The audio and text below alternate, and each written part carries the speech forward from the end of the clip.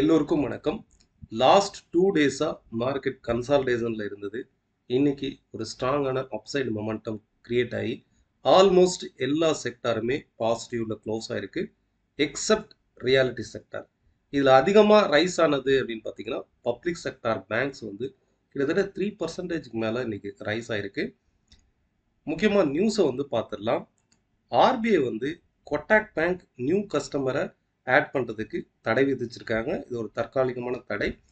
இது என்ன இஷ்யூ அப்படின்னாக்கா, கொட்டாக் பேங்க் வந்து அவங்களுடைய ஆப்பில் இன்ஸ்டன்ட் கிரெடிட் கார்டு இஷ்யூ பண்ணுறது ப்ளஸ் ஐடி இன்வென்ட்ரியில் வந்து சம் இஷ்யூஸ் இருக்குது அப்படிங்கிறத ஆர்பிஐ வந்து சொல்கிறாங்க. ஸோ இதனால் கொட்டாக் பேங்க் வந்து மார்க்கெட் ரைஸ் ஆச்சு, பேங்கிங் செக்டார் எல்லாமே ரைஸ் ஆச்சு. பட் கொட்டாக் பேங்க் மட்டும் இன்னைக்கு ஒரே நாளில் வந்து கிட்டத்தட்ட 10% வந்து டவுன் ஆயிருக்கு. டேல வந்து பார்த்தீங்கன்னா ஒரு ஸ்ட்ராங்கான டவுன் சைடு கேப் டவுன் ஆகி பிரேக் அவுட் ஆயிருக்கு. ஸோ இது வந்து ஒரு நியூஸ். செகண்ட் வந்து மார்க்கெட் ரைஸ் ஆனது எதனால? ஒரு ஸ்ட்ராங்கான புல் பேக் வந்து கொடுத்துருக்கு. மார்க்கெட் ரைஸ் ஆனது எதனால அப்படின்னா, யூஎஸ் உடைய Q1 ஜிடிபி டேட்டா இது அனலிஸ்ட் வந்து எக்ஸ்பெக்ட் பண்ணியிருக்குது, பாசிட்டிவாக எக்ஸ்பெக்ட் பண்ணியிருக்காங்க. ஸோ Q1 டேட்டா வந்து ஜிடிபி டேட்டா பாசிட்டிவாக இருக்கிற பட்சத்தில் ரேட் கட், அதாவது இன்ட்ரெஸ்ட் ரேட் குறைப்பதற்கு ஃபெட் வந்து இன்ட்ரெஸ்ட் ரேட் குறைப்பதற்கு வாய்ப்பு இருக்குது. ஸோ இதனால் மார்க்கெட் வந்து ஒரு புல்லிஷ்னஸ் வந்து ஃபார்ம் ஆயிருக்கு. இதில் முக்கியமாக பெஸ்ட்டு அப்படின்னாக்கா ஃபஸ்ட்டு பிஎஸ்யூ பேங்க்ஸ் எடுத்துக்கோங்க. ரெண்டாவது மெட்டல் செக்டார் வந்து ஒரு ஸ்ட்ராங்கான புல் பேக் வந்து ரேலியில் இருக்குது. எந்தெந்த ஸ்டாக்கை ஸ்பெசிஃபிக்காக நம்ம வந்து பிரேக் அவுட் ஆன ஸ்டாக்ஸ் வந்து என்னென்ன, அண்டு நிஃப்டி பேங்க் நிஃப்டினுடைய அடுத்த மூவ்மெண்ட் எப்படி இருக்கும், அதனுடைய லெவல்ஸ் வந்து என்ன, இதை பற்றி பார்க்கலாம். Let's we see.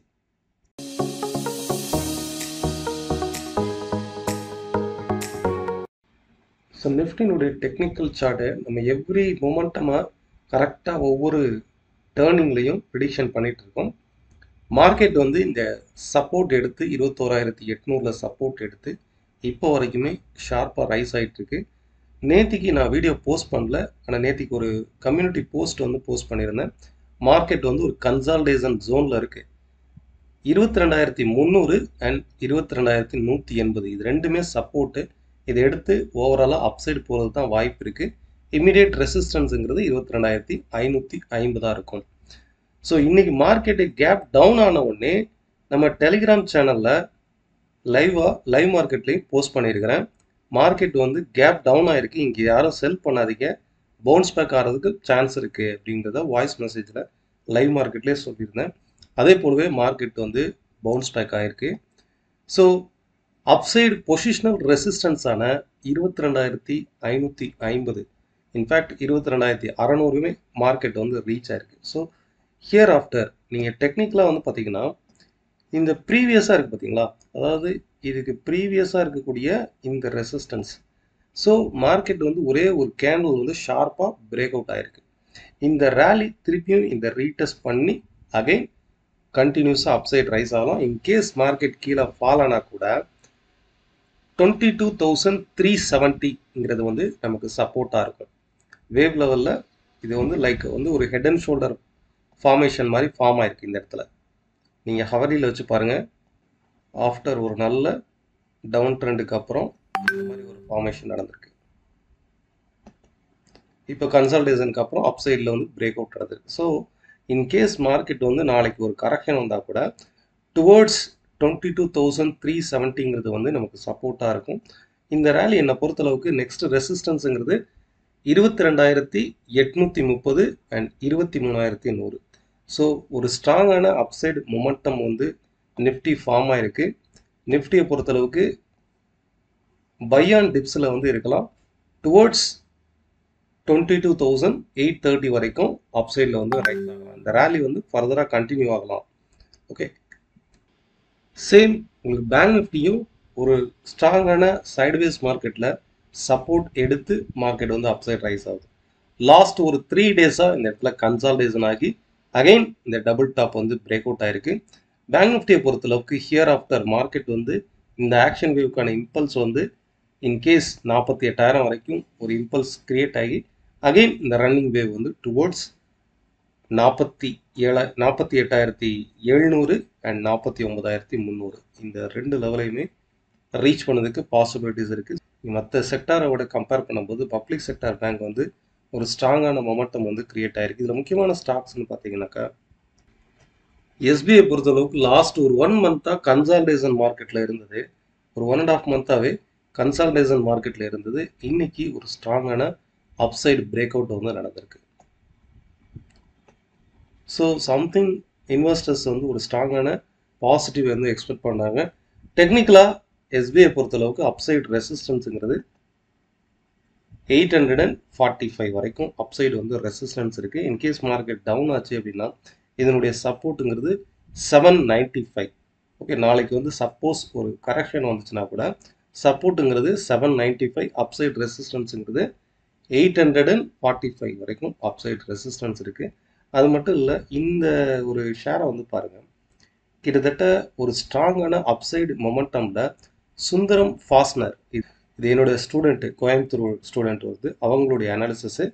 சுந்தரம் ஃபாஸ்னர் இந்த ஸ்டாக் வந்து ஒரு ஸ்ட்ராங்கான சப்போர்ட்டில் ட்ரேட் ஆகிட்டு இருக்கு. ஃப்யூச்சரில் ஒரு ஷார்ட் டேர்மில் இந்த ஸ்டாக் வந்து கண்டிப்பாக அப்சைடு போகிறதுக்கான வாய்ப்பு இருக்குது. நீங்கள் உங்களுடைய டெக்னிக்கலை உங்களுடைய ஸ்ட்ராட்டஜியில் செக் அவுட் பண்ணி பாருங்கள். ஸ்டாக் வைஸாக நம்ம பார்க்கும்போது ஐடிசி, அதாவது எஃப்எம்சிஜி ஸ்டாக்ஸ் வந்து ஒரு நல்ல பாட்டம் அவுட்டில் இருக்குது. எஃப்எம்சிஜி செக்டாரில் இதில் நம்ம பார்க்குறது வந்து ஐடிசி வந்து ஒரு ஸ்ட்ராங்கான மொமெண்டம் கொடுத்துருப்பாங்க. ஒரு கன்சால்டேஷன் ஜோனில் சப்போர்ட் எடுத்து மார்க்கெட் ரைஸ் ஆகுது. வித்தின் இந்த ஜோனுக்குள்ளே தான் இதனுடைய என்டையர் ட்ரேடிங்கும் நடந்துட்டு இருப்பாங்க. வித்தின் இந்த ஜோனுக்குள்ளே தான் நடக்குது. அகெயின் அப்சைட் ரைஸ் ஆகுது, அகெயின் டவுன், நெக்ஸ்ட்டு டுவோர்ட்ஸ் 460. இம்மீடியட்டான ரெசிஸ்டன்ஸ் அப்படின்னா 450 அண்ட் ஃபர்தராக 460 வரைக்கும் அப்சைடு வந்து ரைஸ் மொமெண்டம் வந்து ரைஸ் ஆகலாம். வித்தின் ஒரு 1 or 2 டேஸில் இந்த ஸ்டாக் வந்து 450 வரைக்கும் அப்சைடு வந்து ரெசிஸ்டன்ஸ் வந்துருக்கு. செகண்ட் வந்து பார்த்தீங்கன்னாக்கா ஜேஎஸ்டபிள்யூ ஸ்டீல், இதுவுமே வந்து லாஸ்ட் ஒரு 10 to 15 டேஸ் வந்து கன்சால்டேஷனுக்கு அப்புறம் ஒரு ஸ்ட்ராங்கான மொமெண்டம் வந்து கிரியேட் ஆகிருக்கு. இந்த ஸ்டாக்லையும் நாளைக்கு ட்ரேட் பண்ணுறவங்க இன்ட்ராடே ட்ரேட் பண்ணுவாங்க. இந்த ஸ்டாக்கில் நீங்கள் கவனிச்சு பாருங்கள். செகண்டு. ஓகே, தேர்ட் வந்து எஸ்பிஐ ஆல்ரெடி நம்ம பார்த்துருக்கோம். பொசிஷனலாக ட்ரேட் பண்ணுறவங்க இந்த சுந்தரம் ஃபாஸ்ட் லைனை வந்து ட்ரை பண்ணி பாருங்கள், செக் அவுட் பண்ணி பாருங்கள்.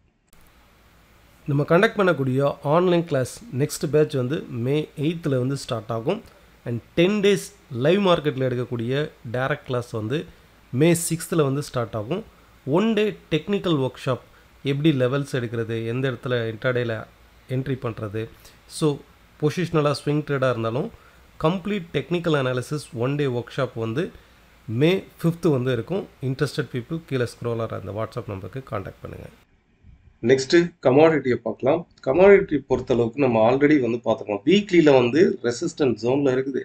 டே வைஸாக நமக்கு பிரேக் அவுட் ஆயிடுச்சு அப்படின்னா கண்டிப்பாக மார்க்கெட் வந்து ஸ்ட்ராங்காக டவுன் ட்ரெண்ட் ஆகிறதுக்கு பாசிபிலிட்டிஸ் இருக்குது. டே வைஸாக பார்த்தீங்கன்னா இந்த இடத்துல ஒரு பிரேக் அவுட் ஆகிட்டு மார்க்கெட் வந்து கன்சால்டேஷனில் தான் இருக்குது. லைக் வந்து ஒரு ரீடெஸ்டிங் பொசிஷனில் தான் இருக்குது. பொதுவாக இந்த மாதிரி கன்சால்டேஷனில் இருக்கும்போது நம்ம திருப்பியும் வந்து 6700க்கு பிலோவில் ஃபால் ஆகும்போது மட்டுமே இந்த ஃபால் வந்து ஒரு ஸ்ட்ராங்காக இருக்கும். ரைட் நோ கரெக்டாக இந்த எட்ஜில் வந்து இருக்கிறதுனால ஒரு கன்சால்டேஷனில் இருக்குது. இதில் வந்து முக்கியமாக இன்ட்ராடேல மட்டும் ஃபோக்கஸ் பண்ணுங்கள். ஹவர்லியில் எடுத்திங்கன்னா, இது நம்ம ட்ரெண்ட் லைன் போடும்போது ஹவர்லியில் எடுத்திங்கன்னா நீங்கள் ட்ரை பண்ணி பாருங்கள். ஃபஸ்ட்டு மார்க்கெட் வந்து ஃபால் ஆகிறது இந்த ஒரு பேசிஸில் கிட்டத்தட்ட 3 times வந்து இந்த டாப்பில் இருக்கக்கூடிய இந்த ட்ரெண்ட் லைனை டச் பண்ணிட்டு மார்க்கெட் கீழே ஃபால் ஆகுதா. இப்போ இன்னைக்கு கூட ஈவினிங் வந்து ரைஸ் ஆன மார்க்கெட் கரெக்டாக இந்த இடத்துல டச் பண்ணிட்டு கீழே ஃபால் ஆகிருக்கு. அதே போல் உங்களுக்கு பாட்டமில் வந்து பாருங்கள், மார்க்கெட் வந்து இப்போது ரைட் நோ இந்த ரெசிஸ்டன்ஸ் வந்து பிரேக் அவுட் ஆகி மார்க்கெட் அடுத்து எவ்வளோ தூரம் ஃபால் ஆகலாம், பெஸ்ட்டு 6800 வரைக்கும் மினிமம் வந்து ஃபால் ஆகலாம். மார்க்கெட்டை பொறுத்தளவுக்கு, க்ரூட் ஆயிலை பொறுத்தளவுக்கு இதுக்கு அடுத்து அப்சைடு அப்படின்னா 6950க்கு மேலே ஒரு ஹவர்லி கேண்டில் க்ளோஸ் ஆனால் மட்டுமே பை சைடு அப்படிங்கிறத நம்ம கன்சிடர் பண்ணிக்கலாம். ரைட் நோ க்ரூட் ஆயில் வந்து டவுன் சைடு பிரேக் அவுட் ஆகிட்டு டுவோர்ட்ஸ் 6800 நோக்கி மார்க்கெட் ஃபால் ஆகுது. ஸோ புட் ஆப்ஷனில் ஃபோக்கஸ் பண்ணுங்கள், செல் ஆன் ரைஸில் வந்து இருக்கலாம். Thank you all of you. உங்களுடைய கருத்துக்கள் அண்ட் கமெண்ட்ஸை வந்து கீழே கமெண்ட் பாக்ஸில் வந்து தெரிவிங்க. நன்றி, வணக்கம்.